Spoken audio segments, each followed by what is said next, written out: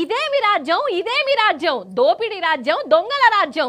ఇదేమి రాజ్యం ఇదేమి రాజ్యం, ఇందిరమ్మ రాజ్యం ఇల్లియని రాజ్యం. ఇదేమి రాజ్యం ఇదేమి రాజ్యం, గోసపెట్టే రాజ్యం పానం తీసే రాజ్యం. ఇగో చాలా ఊర్లల్లా జనాలు గిట్లనే అంటాన్రోల్లా, చెయ్యి పాటోళ్ళు కనబడితే చాలు ఇగో గిట్లనే అందుకుంటుండ్రు. అవుగాని మన రేవంత్ అన్న ఏమన్నాడల్లా, అందరికీ ఇందిరమ్మ ఇండ్లు అని అన్నాడా? కానీ ఆ ఇండ్లు చెయ్యి పాటోళ్ళకే అవుతాన్నాయట. మరి అసలైన గరీబోళ్ళు ఏం చేస్తాన్లో ఎరికేనా? చూడురు ఏం చేస్తున్నారు. ఇండ్లు రాని అసలైన పేదోళ్ళు గిట్లా సావును చూస్తారు. పాపం రేవంత్ సర్కారును నమ్మి ఇల్లత్తదని గంపడ ఆశలు పెట్టుకుంటే ఆఖరికి ఇంటికి దిక్కు లేకుండా అయిపోయిండోళ్ళ. రంగారెడ్డి జిల్లా చింతపట్ల అశోక్ అనే అన్నకు ఫస్ట్ ఇందిరమ్మ ఇండ్ల లిస్టులో పేరు వెళ్ళిందట. మరి ఇయ్యాలే కదా, అటెన్కి ఈయన పేరు తీసేసి కాంగ్రెస్ కార్యకర్తల పేర్లు రాయించుకున్నారట. ఎంత అన్యాలముల్ల ఇది, ఎంత బాధ అనిపిస్తే చెప్పు. నోటికాడికి వచ్చిన కూడును గిట్లా గుంజుకొని కడుపు నిండు కొనుక్కొని పెట్టుడు ఎంత తరిక.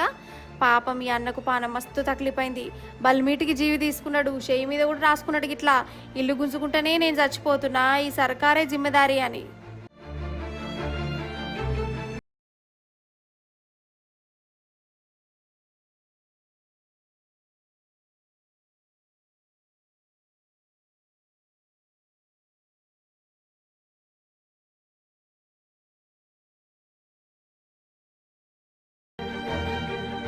ఇక కాంగ్రెస్ పార్టీ చేసిన మోసానికి అశోక్ పానం తీసుకున్నాడని ఎరకవుడుతోనే ఊరోళ్ళందరూ ఒక్కటైరు. రేవంత్ అన్నను పొట్టు పొట్టు తిట్టుకుంటే శాపాలు పెట్టిరు. ఇల్లు ఇస్తలేరు అని ఇక నాకు మా ఇంటికి వచ్చిండు. వచ్చి ఎందుకు అట్లా ఏడుస్తావు అంటే, నాకు ఇల్లు ఇస్తలేరు అక్క, నేను చస్తా అని ఇల్లు కోసానికే వచ్చిండు సార్. ఇల్లు ఫస్ట్ వచ్చింది, వచ్చి సర్టిఫికెట్ కూడా ఉంది కానీ అప్పుడు ఇయ్యలే. ఇక అట్లనే ఆపేసిర్రు. ముగ్గురు బిడ్డలు ఆయనకు, ముగ్గురు బిడ్డలు ఏం న్యాయం చేస్తారా? రంగారెడ్డి జిల్లాలో గట్లున్నది కదా, ఇగో హనుమకొండలు చూడురి. హోటింగ్ మీద ఒక ఆయన దాంట్లో ఆడుతుండు ఇందిరమ్మ ఇల్లు కోసం వల్ల. పాషా అబ్దుల్ అనేటైనా నాయన హోంగార్డుగా పనిచేసుకుంటా 4 ఏళ్ల కిందట కాలం చేసిండు. సర్కారీనకి ఇందిరమ్మ ఇల్లు ఇస్తా అన్నది, కానీ ఇప్పటిదాకా జాడ పత్తలేదు. ఆఫీసర్లు కార్యకర్తలు చుట్టూ తిప్పించిరట.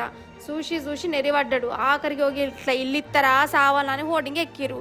ఇక పోలీసు వాళ్ళు జనాలు దోస్తులు సంజాయించిరు, కానీ మొదట్లు ఇన్లే.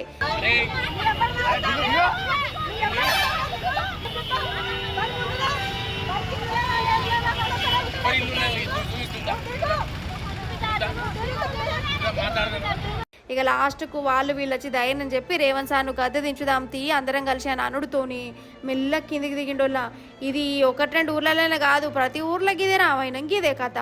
ఇందిరమ్మ ఇండ్లు ఇస్తానమని ఎప్పుడు గరీబోళ్ళకి ఇవ్వకుండా కార్యకర్తలే వంచుకుంటూ ఇదే కథ అవుతుందట.